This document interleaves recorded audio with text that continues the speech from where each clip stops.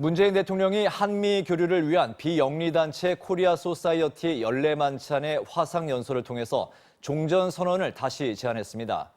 공무원 피격 사건 등 악재 속에서도 한반도 평화의 동력을 끌어낼 마지막 기회는 결국 종전선언이라는 겁니다. 조국현 기자가 보도합니다.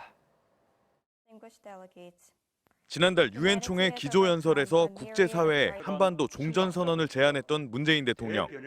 한국 시간으로 오늘 아침 미국 뉴욕에서 열린 비영리단체 코리아 소사이어티 연례만찬 기조연설에서 종전선언에 대한 미국의 협조를 요청했습니다.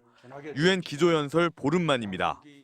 종전선언이야말로 한반도 평화의 시작이며 한반도 종전선언을 위해 양국이 협력하고 국제사회의 적극적인 동참을 이끌게 되길 희망합니다.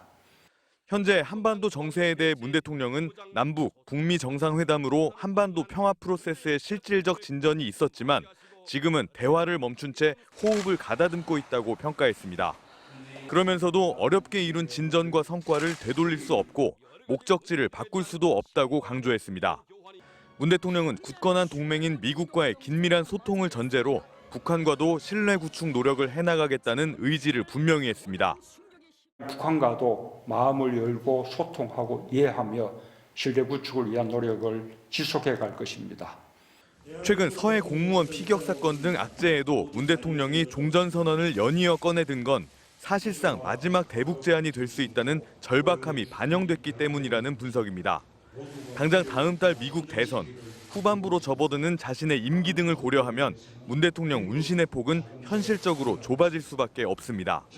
결국 종전선언 제안을 북한을 대화로 이끌어 한반도 평화 프로세스의 동력을 되살릴 수 있는 마지막 기회로 본다는 겁니다. 하지만 비핵화 방법론에 대한 이견 때문에 미국이 종전선언을 수용할지는 미지수여서 돌파구 마련을 위한 한국 정부의 고심은 깊어질 전망입니다. MBC 뉴스 조국현입니다.